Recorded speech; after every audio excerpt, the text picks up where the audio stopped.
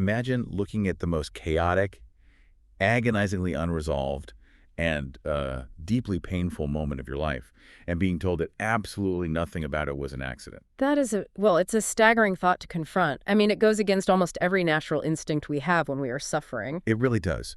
But imagine being told that this specific moment was meticulously designed down to the millisecond by an infinite intellect who loves you with an intensity you cannot possibly comprehend. And that is precisely the almost offensive promise we are tackling today. It requires us to approach this discussion not merely as an abstract exercise in theology, but as a highly practical study in finding interior peace. Exactly. Welcome to a special contemplative deep dive into Meditation 239 from the Carmelite spiritual tradition.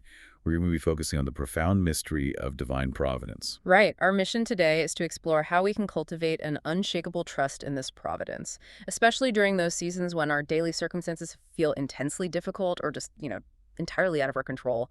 To even begin to grasp that foundation, we really have to establish the absolute widest lens of how God actually governs the universe. And the foundational text for this comes from the Book of Wisdom, chapter 8, verse 1. Yes, that verse states that divine wisdom reacheth from end to end mightily and ordereth all things sweetly.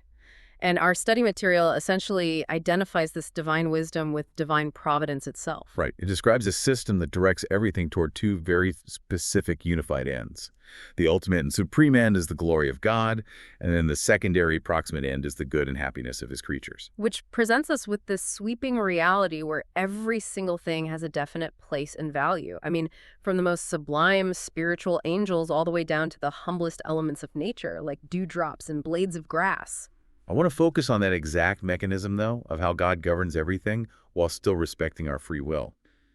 In the past, people have used the analogy of an infinitely complex mosaic, or worse, a clockmaker, who simply wound up a cold, deterministic machine at the dawn of time. I have always felt those analogies fall flat. They really imply a static, unfeeling reality that does not align with the text at all. Because when we hear that every tiny detail is regulated and foreseen from eternity, it risks making God sound like a distant, unfeeling clockmaker.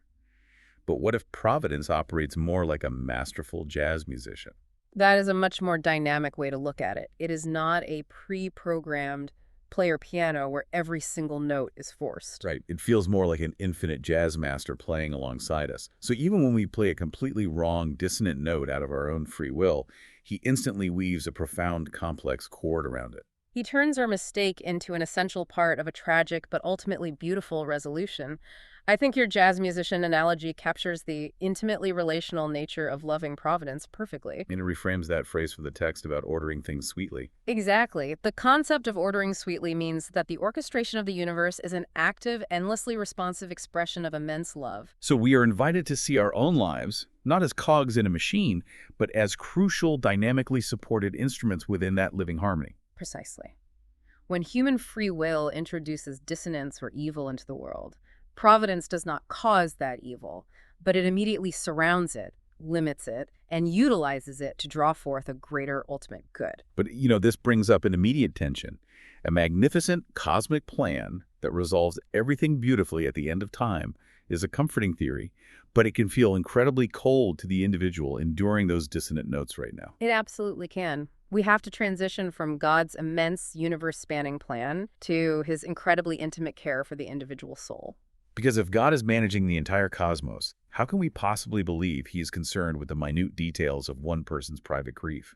But the scriptures offer us incredible language to bridge this gap. They do, especially with the powerful imagery of a tender mother from Isaiah chapter 49, verse 15. There God asks, "Can a woman forget her infant? And if she should forget, yet will not I forget thee?" And we see Jesus himself teaching this same intimate care in Matthew chapter 10, verses 29 to 31. He assures us that not a single sparrow falls to the ground without the permission of the Father. The philosophical underpinning of this intimate care is really one of the most vital truths of the spiritual life. We must remember the mechanism of our creation, just as the meditation outlines. Right, because God does not manufacture humanity in a factory, turning us out en masse. While our physical bodies come to be through the natural order, every single human soul is created directly, individually, and uniquely by God himself. Therefore, his providence cannot possibly be a generic blanket policy for mankind. Because he creates your soul individually, he assists your soul individually, completely cognizant of your specific needs, your difficulties, and your desires. Well, let me push back on this idea of sweet ordering in the context of those deep difficulties. Our text says that God knows what is most suitable for our ultimate good. Yes, it is a challenging concept when we face real hardship. It is, because how do we reconcile this intimate motherly care with the reality of suffering? If God knows our desires, why does his providence sometimes allow for things we specifically do not desire? That is the perennial challenge of the human condition. When someone is facing a terrifying illness, or when a family is experiencing prolonged unanswered prayers, there's absolutely nothing sweet about it in the moment. Exactly. Calling those agonies a deliberately placed stepping stone could easily come across as spiritual bypassing.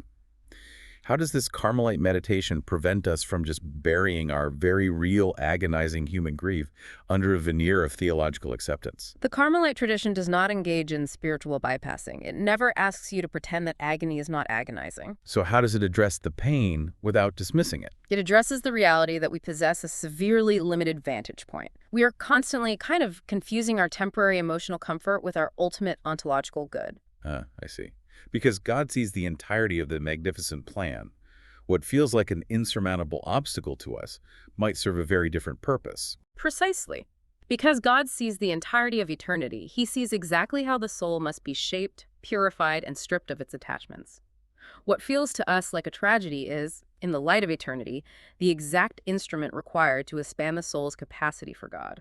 That concept of God utilizing our specific suffering requires a capacity of attention that is honestly difficult for the human mind to grasp. It really is. And our study source brings in a truly stunning insight from Saint Mary Magdalen de Pazzi to help explain this beautiful paradox of infinite attention. Yes, she recognized that God's providence takes care of all creatures as though they were but one, and simultaneously it takes care of each individual creature as though all others were contained in it.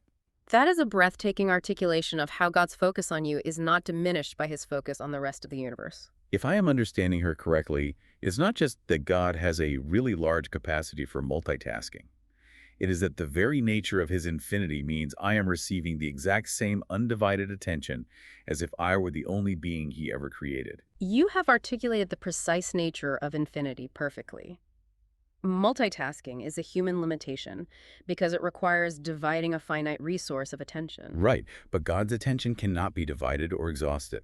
So when he looks upon you, he does not give you a fraction of his care, calculated against the billions of other souls on earth. He gives you the entirety of his loving gaze.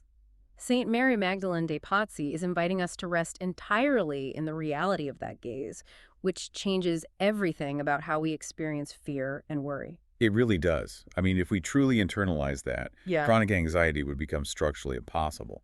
That is a very bold statement, but it is true. Well, the anxiety we experience is almost always rooted in the fear that we have been forgotten, or that no one is watching out for us, so we have to fiercely advocate for our own survival. Exactly. If we truly comprehended that the creator of the cosmos is managing our individual lives with an undivided, perfectly customized attention, the natural response would be a profound surrender of those survival instincts. The saint takes that thought to a radical conclusion, though. She says that if we truly understood this providence, everyone would, quote, forget the things of this world to be united to it. That is a powerful instruction, and I think this is where a listener living a demanding life might feel a severe point of friction. Definitely. Does forgetting the things of this world mean we stop caring about our jobs or families or the daily news? How does a person living in the modern world actually apply this without falling into spiritual negligence? That is a critical distinction to make, because authentic mysticism is deeply grounded in the duties of one's state in life. It never, ever leads to negligence. So forgetting the things of this world in this context does not mean abandoning our practical responsibilities. No, not at all. Rather, it means actively stripping away our anxious, white-knuckled attachments to worldly outcomes. We trust the providence that manages them. I really love that phrase, white-knuckled attachments. It means fulfilling all of your daily obligations with immense love and diligence, but detaching your interior peace from the results of those efforts. Exactly. You do the rigorous work of planting and watering, but you entirely surrender the anxiety of the harvest to the providence that manages the weather. You forget the worldly worry specifically because you remember the infinite care of the Father. If our ultimate goal is this interior detachment from worldly outcomes, it makes you wonder why God created such an intensely demanding physical world in the first place. The meditation provides a beautiful illustration of how God governs this physical world, drawing from Psalms 144, 145, and 146. Yes, the psalmist describes how God covers the heavens with clouds, prepares rain for the earth, and gives beasts their food. He even feeds the young ravens that call upon him. And alongside this immense physical provision for the natural world, the psalmist notes that God also heals the broken of heart, showing a deeply spiritual provision for mankind. The text presents a profound hierarchy here. God gives life to the plants, governs the planets, and orchestrates the seasons to create a perfect, harmonious physical order entirely for the benefit of mankind. But then we reach the pinnacle of this hierarchy. While the physical world is made for mankind, mankind is made for God alone. That hierarchy reveals a key doctrine about our existential longing. God has absolutely no need of his creature, yet he seeks his rest in man, so that man can enjoy him eternally. Because the human soul was designed exclusively for this infinite eternal union, it is a structural impossibility for the soul to find lasting rest or peace outside of God. I think that structural impossibility perfectly explains the pervasive sense of modern burnout. We see so much chronic restlessness and profound exhaustion today. It is entirely understandable. If you are listening to this and feeling that deep spiritual fatigue, it is worth considering if it is the inevitable result of seeking rest or peace in the wrong places. Right, rather than in the providence of God. When we try to find our ultimate security in our career trajectories or the flawless management of our households, we are placing the infinite weight of our souls onto finite structures. And those finite structures will always eventually collapse under that weight. The physical world was given to us as a supportive environment for our journey, not as the source of our ultimate satisfaction. Exactly.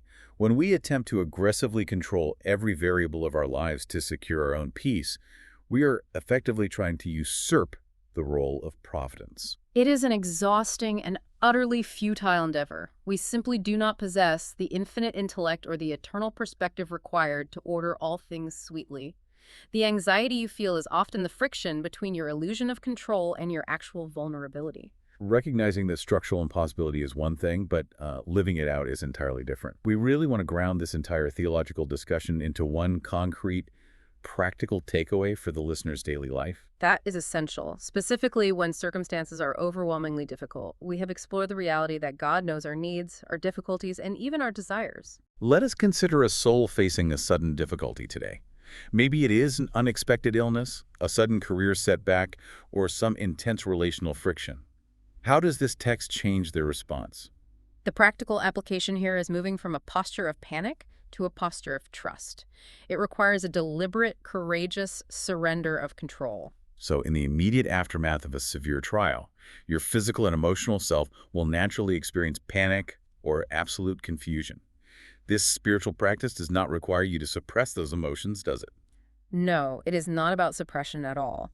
Instead, you actively speak the truth of providence into your own mind to quiet the passions. You essentially make an act of the will.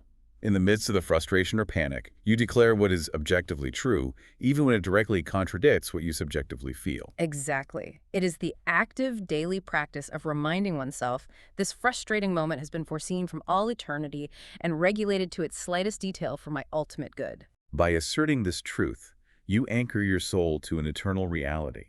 You prevent the temporary storm of your emotions from destroying your deep interior peace. It transforms every single challenge from a meaningless threat into a highly intentional point of encounter with God.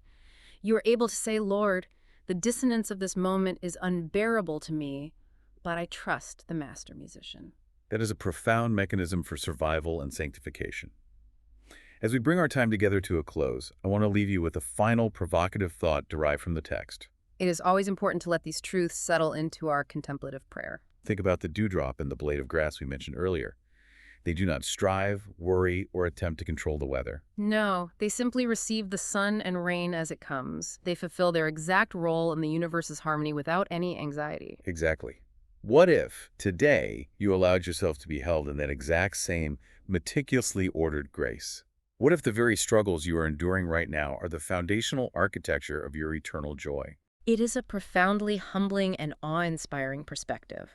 When we truly contemplate the immensity of God's goodness and the meticulous care with which He sustains our souls, our only fitting response is a deep, abiding gratitude. We are invited to join our voices with the psalmist, allowing the hard-won trust in our hearts to become an act of worship. Yes, letting all your works praise you, O Lord. We can trust that He who opens His hand to feed the ravens will continually provide exactly what our souls need to reach our final home in Him.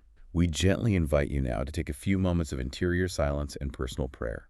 Step away from the demands of your day, quiet your heart, and offer a prayer of complete surrender before moving on. Thank you for listening.